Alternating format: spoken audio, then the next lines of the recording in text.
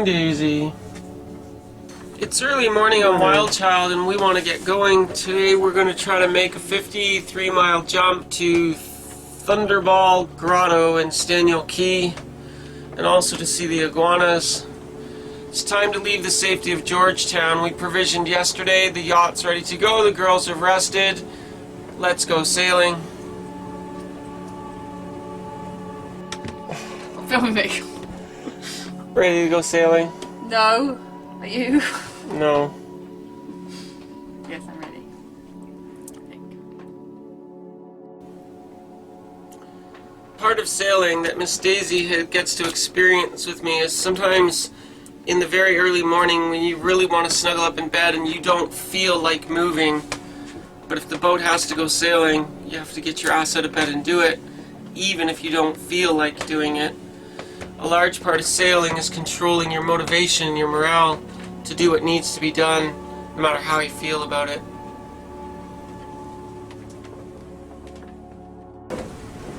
There is a reason sometimes why we sing to ourselves the Let's Go Sailing song. Helps pump us up and get motivated. Come on guys, you know the words! Let's go sailing, let's go! Let's go sailing, let's go! Let's go sailing, let's go! I'm gonna save you guys some of the misery of what we go through to prep the boat, especially early morning when we're all achy and tired. And we're gonna use your favorite thing. We're gonna use boat magic. Ready? Here we go, let's go sailing! Boat magic! I know that us girls always make this seem so easy. I decided to raise the mainsail at anchor, but use the engine and not sail off the anchor. Georgetown is just too crowded. With the all-girl team on Wild Child, we are now mainsail up and beginning to lift the anchor. We're almost ready to go. Let's do this crazy thing. This raising the anchor thing is so much easier with two people, with me at the helm and the engine following the hand signals and commands of my crew at the anchor. With the two of us working as a team, I can use the engine to ease the boat towards the anchor. She guides me with hand signals telling me where to go. It's just so much easier to do as a team. I have done this solo as a solo sailor, and this procedure takes a lot longer to do by myself. I love having good crew. To Daisy's friends and family back home, I'm really sorry, but I think I need to keep her forever. I'm not sure I can let her go home.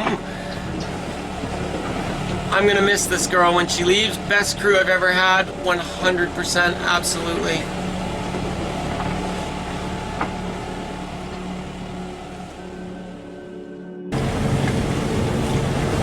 Well, there we go. There's the rest of the boat magic that I promised you. Wild Child has 3 feet under her keel.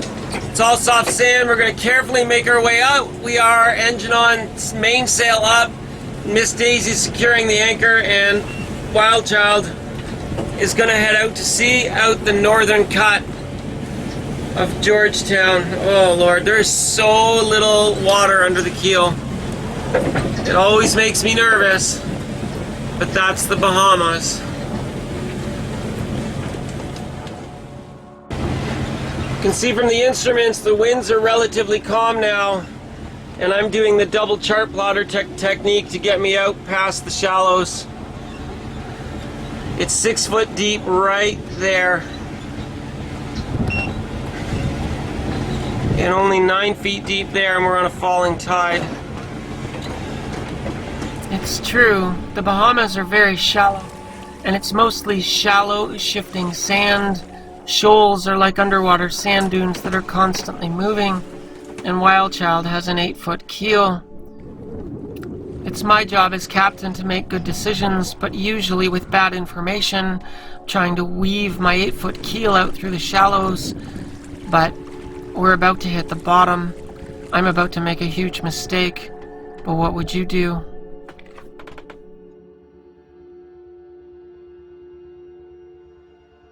Just to help you guys appreciate how complicated this is, we have an 8-foot keel, it says that the pink line where we should pass is only 7 and 6 feet deep.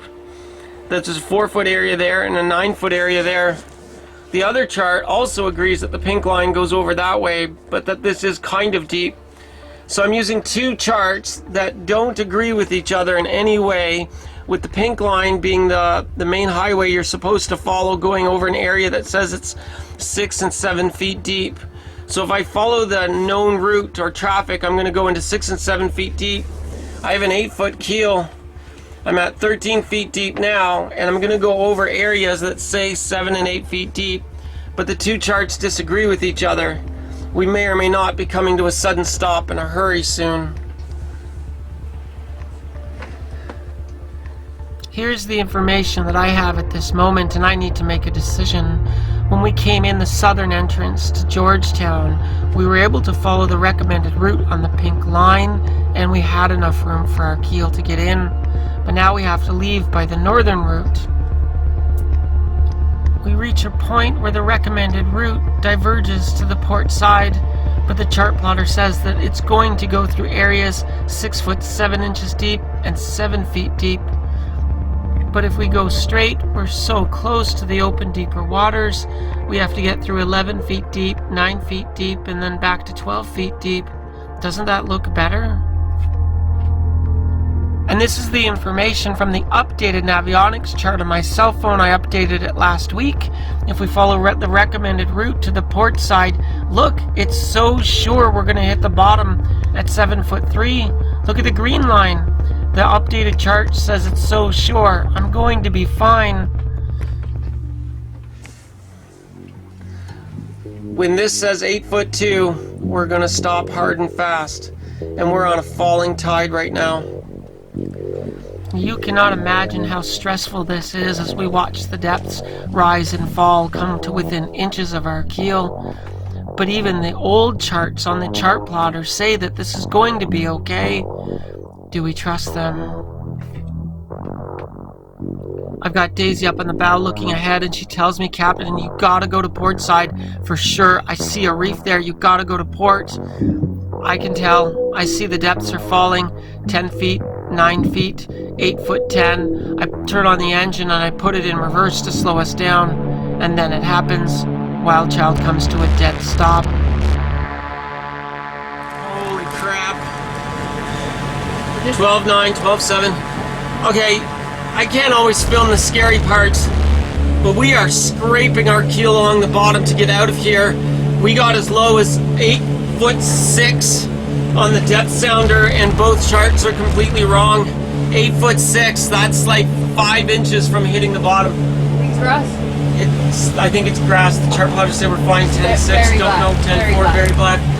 10 to port, fuck. 9-5, oh fuck, we might hit bottom again.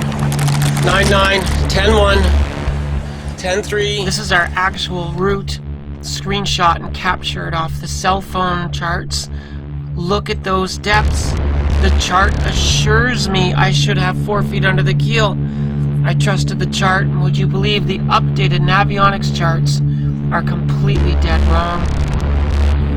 I had Wild Child sailing out of the anchorage on full main and no Jenny.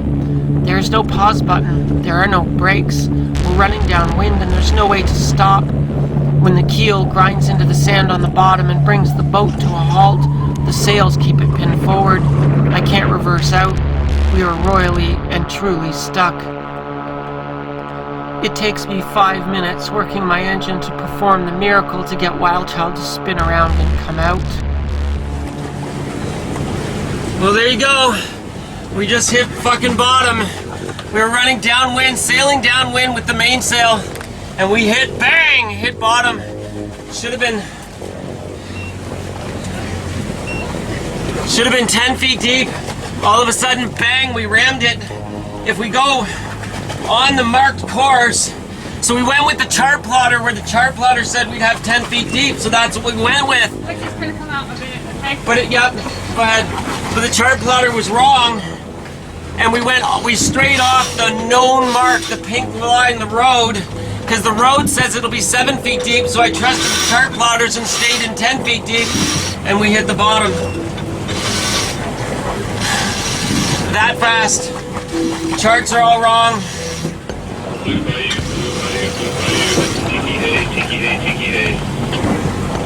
All the charts are wrong. The updated navionics is wrong. So we had to get the motor on and try to work it out, but we had the mainsail pinning us downwind, so I couldn't reverse out.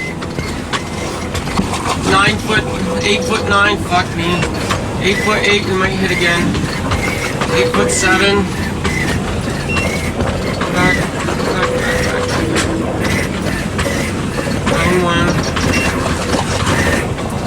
9-1. So now I'm motoring dead upwind, trying to follow the exact line out that we took to get ourselves into this mess. This is super high stress shit.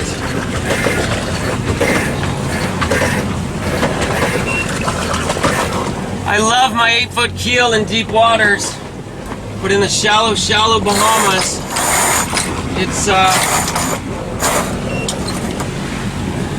shallow for an 8 foot keel for sure.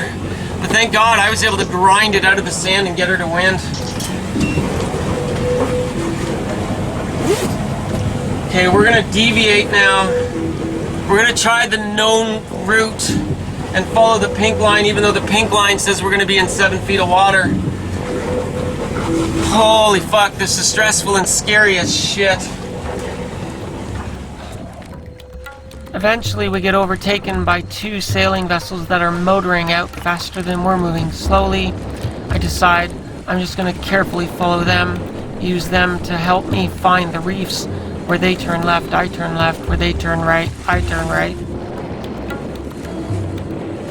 Can you see in the waters ahead the dangerous shallow shoal that I'm navigating around at this moment?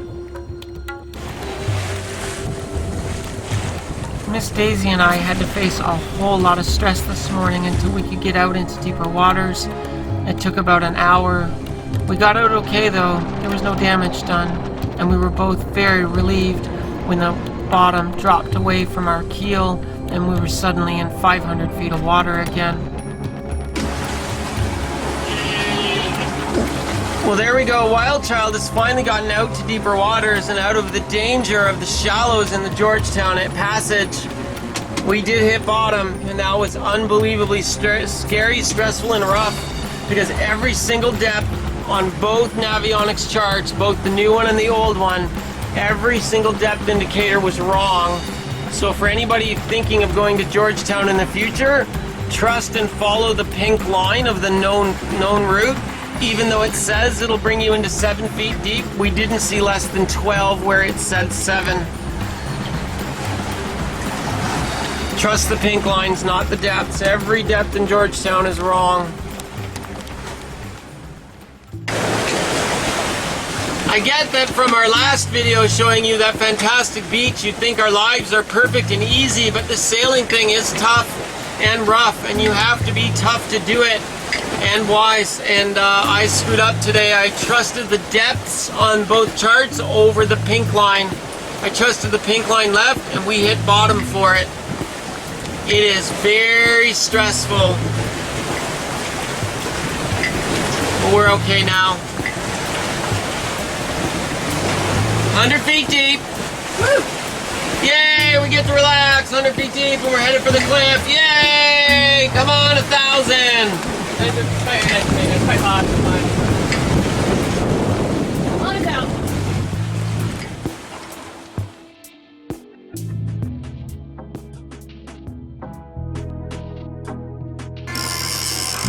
Fish on, and it's a mahi-mahi. We saw it jump. It is definitely trying to run.